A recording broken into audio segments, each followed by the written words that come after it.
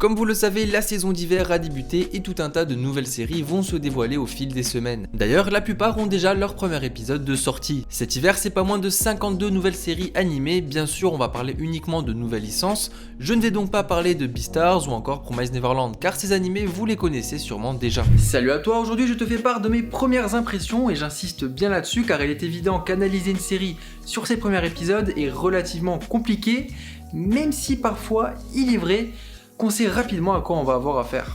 Bonjour, je vais aspirer ton âme. Les animés dont je vais vous parler dans cette vidéo font partie de ma sélection personnelle, donc ne soyez pas surpris si vous ne voyez pas pop un animé en particulier, ce n'est pas forcément parce qu'il est mauvais, mais juste parce qu'il ne correspond tout simplement pas à mes goûts ou que je ne fais pas partie du public visé. Allez, on commence sans plus tarder avec le premier animé que j'ai envie de vous conseiller, SK8 The Infinity.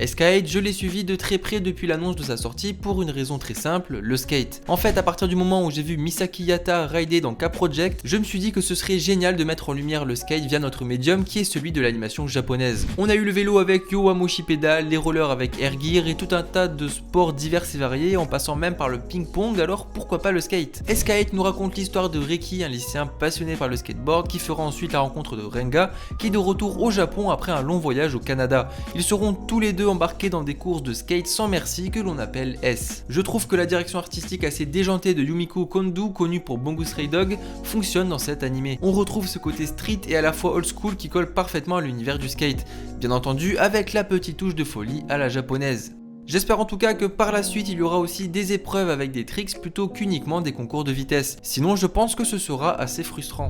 Pour le moment, l'histoire semble se centrer uniquement sur des courses déchaînées. Viendront probablement par la suite des intrigues supplémentaires et je l'espère car sinon on risque de vite tourner en rond. En ce qui concerne l'animation, c'est le studio Bones qui est en charge du projet, donc My Hero Academia, Mob Psycho 100 ou encore Noragami. Un studio donc qui n'est clairement pas à son premier coup d'essai. À voir maintenant la hauteur du budget alloué pour cette série, je trouve que c'est pour le moment assez timide, mais je préfère ne pas trop m'avancer là-dessus, on verra comment les choses évolueront.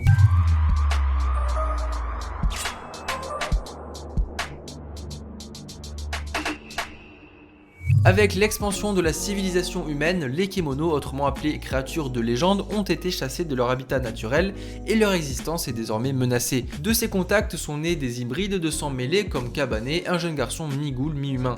Il mène une vie solitaire dans un village perdu au fond des montagnes, mais lorsqu'une série de crimes atroces survient, Inugami, un détective de Tokyo spécialisé dans l'occultisme, est appelé pour enquêter. Ainsi, Kabane se lie d'amitié avec Inugami et l'aide à découvrir la vérité derrière les meurtres. À l'heure où je vous parle, seulement un seul épisode est sorti et pourtant je me suis déjà attaché au personnage. Entre Kabane et sa naïveté assez touchante et notre détective Inugami fort sympathique et à la fois très énigmatique, on a là un duo qui fonctionne. On a tout de suite envie de suivre leur aventure. Bien entendu, le fait que notre héros soit mi-humain, mi-ghoul peut nous faire penser à Tokyo Ghoul, mais rassurez-vous, ici c'est totalement différent. Déjà, le traitement du personnage n'est pas le même, cet enfant vit cet état depuis sa naissance, on n'a pas affaire à une transition, on pourrait même dire que c'est le processus inverse. Ce qui va être intéressant dans cette histoire, c'est de voir comment Kabane va s'humaniser au fil du temps, lui qui a vécu dans le mépris et la solitude depuis son plus jeune âge. Il y a aussi tout le folklore japonais qui est mis en avant et qui est à première vue l'élément autour duquel vont graviter les événements et péripéties que vont vivre nos personnages,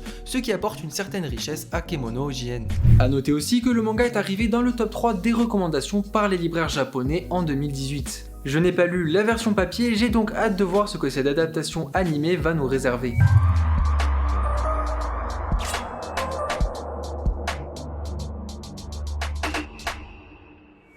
Un loser de 34 ans ayant raté sa vie est renversé par un camion. Cependant, il renaît sous les traits d'un enfant du nom de Rudeus Greyrat dans un monde fantastique où il va apprendre à maîtriser l'art délicat de la magie pour lequel il semble avoir un don particulier.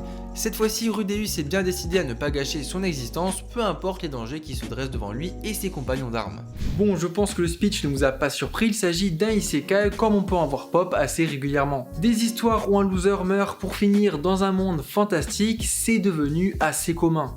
Mais j'ai tout de même envie de vous le présenter car oui, ce premier épisode m'a plutôt emballé. La particularité assez innovante, c'est que notre héros va renaître mais dans la peau d'un nourrisson, mais va garder sa mentalité et sa maturité d'adulte. Ouais, c'est assez spécial et glauque à la fois, mais c'est ce choc, ce contraste que j'ai trouvé assez prenant dans ce premier épisode. C'est assez drôle de voir comment un adulte peut réagir dans différentes situations dans un corps d'enfant et ça donne lieu à des scènes assez cocasses. Il y a aussi le fait de voir grandir notre héros de A à Z qui est assez captivant, notamment voir son évolution psychologique. Il faut quand même se dire que le gars a déjà 30 ans de vécu et qu'il doit tout de même repartir à zéro. Je suis assez curieux de voir comment il va évoluer mentalement et j'espère que c'est un aspect de l'histoire qui sera approfondi au fil du temps. À côté de ça, l'univers est haut en couleurs et l'on a envie d'en apprendre plus. En revanche, je trouve que certaines scènes n'apportent rien au récit, si ce n'est des moments de malaise, mais ça je vous laisse découvrir par vous-même, vous comprendrez de quoi je parle. Cependant, c'est pour le moment un animé que j'ai envie de suivre, en espérant que l'humour un peu trop gras ne me fasse pas changer d'avis.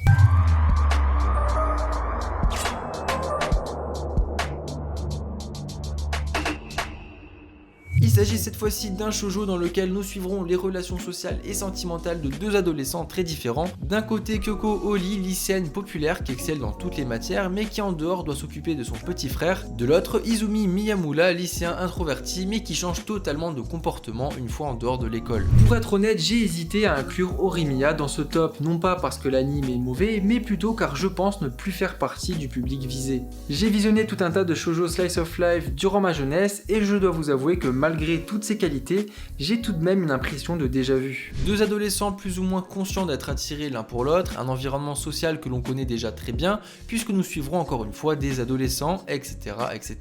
Je ne dis pas ça pour rabaisser l'animé, loin de là, sinon je n'en parlerai tout simplement pas, je pense que c'est la seule œuvre de cette sélection que je vais vous recommander de manière objective. Et si je fais l'effort pour cet animé et pas un autre, c'est bien parce qu'il faut lui reconnaître ses qualités. Pour commencer, c'est le studio Cloverworks qui est en charge du projet et ils ont fait du très bon boulot. Cloverworks c'est une collaboration avec le studio Trigger sur Darling in the Franxx, Deep Promise Neverland ou encore Wonder Egg Priority dont je vais vous parler juste après. Sur la forme, Horimiya c'est un réel vent de fraîcheur et de légèreté, des chara-design très soignés et bien entendu les musiques vont de pair puisque c'est Masaru Yokohama qui les compose, autrement dit Fruit Basket. Les personnages que l'on découvre pour le moment ont tous une personnalité très intéressante et je pense que c'est ces interactions entre tous ces personnages là qui vont faire d'Horimiya une œuvre très touchante. Et c'est le but, donc si vous recherchez une histoire qui vous réchauffe le cœur cette saison, je pense que c'est bel et bien cette série qu'il vous faut. D'ailleurs, je tiens à préciser que cette série fait partie des favoris de cette saison.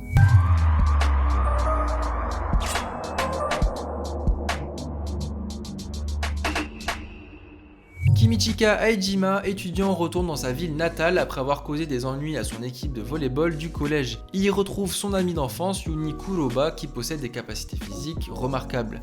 Aijima, avec sa passion débordante et son talent indéniable pour le volleyball, décide de faire équipe avec Kuroba. Bon, comment ne pas parler de cet animé sans faire le parallèle avec Haikyuu, référence du manga de volleyball? Eh bien, ces deux animés sont complètement différents.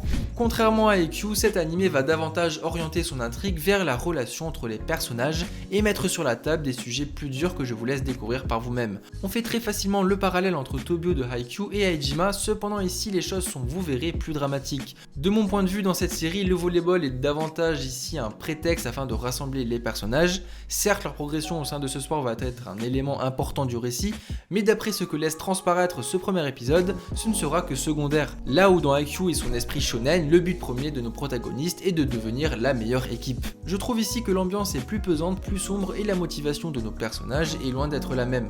Pour vous donner un ordre d'idée, personne dans cette école prend le volleyball au sérieux avant l'arrivée de Aijima. En ce qui concerne l'ADA, je trouve que pour le coup ici, Haikyuu lui fait de l'ombre. Je trouve le chara-design assez quelconque et l'animation plus timide. C'est vrai que les couleurs sont aussi plus ternes, mais sur ce point je trouve que c'est cohérent avec l'ambiance posée par ce premier épisode. Cet animé a du potentiel et en même temps j'ai bien peur qu'il bide un petit peu à côté de Haikyuu qui a tout de même mis la barre très haute. Affaire à suivre, je vous recommande tout de même d'aller découvrir ce premier épisode, vous m'en direz des nouvelles et pour ceux qui l'auraient déjà vu, n'hésitez pas à me faire part de vos retours dans les commentaires.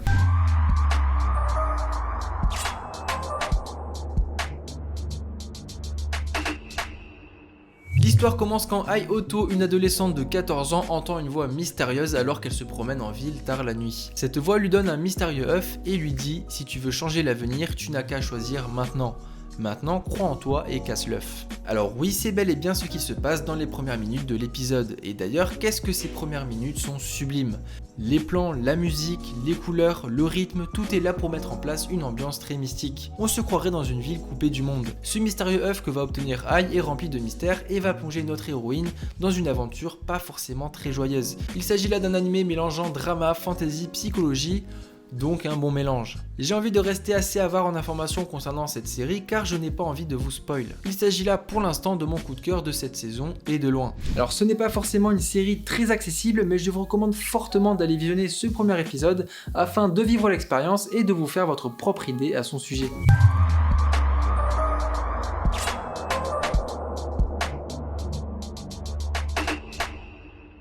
On finit cette vidéo avec un animé que je trouve vraiment rafraîchissant et drôle à la fois. Au paradis, dans le département de design animalier, les demandes affluent chaque jour. Les concepteurs doivent en permanence avoir de nouvelles idées pour imaginer des créatures toujours plus inventives pour satisfaire leur unique client, Dieu. Concevoir un monde et élaborer sa faune en respectant les exigences d'une entité aussi capricieuse, ce n'est pas une tâche aisée. Oui, cet animé est en quelque sorte la parodie des créations de Dieu sur Terre, et c'est juste what the fuck. Les designers sont tous plus loufoques les uns que les autres, et nous montrent leur cheminement afin de créer leurs nouvelles espèces, et c'est juste à mourir de rire. D'ailleurs, espèces que nous connaissons très bien et qui sont bel et bien présentes sur notre Terre. Ils font souvent face à des problèmes comme l'équilibrage entre les espèces, l'aspect, la faisabilité, et tous ces éléments nous montrent et nous font prendre conscience que la nature est bien faite. Il faut garder à l'idée que c'est un animé qui se veut instructif. Il y a certes énormément de gags, mais aussi pas mal d'infos concernant la faune sur Terre. J'ai appris en regardant cet épisode pas mal d'anecdotes, d'ailleurs les épisodes sont entrecoupés de courtes scènes explicatives avec des images réelles. Et contrairement à ce que l'on pourrait penser, ce n'est pas barbant, au contraire, tout est bien géré avec parcimonie, les personnages sont attachants et surtout, le concept est très prenant. C'est une belle surprise de cette saison et je vous le recommande fortement. Et bien c'est tout pour moi en ce qui concerne mes recommandations pour cette saison, je suis peut-être passé à côté de quelques pépites, donc si vous surkiffez une nouvelle série, n'hésitez pas à m'en faire part dans les commentaires, je serais curieux d'aller jeter un petit coup d'œil. N'hésitez pas non plus à laisser un petit like, vous abonner si ce n'est pas déjà fait et surtout partagez la vidéo autour de vous si elle vous a plu, ça aide grandement la chaîne. Quant à moi je vous dis portez-vous bien, on se retrouve la semaine prochaine pour une nouvelle vidéo. Allez tchuss!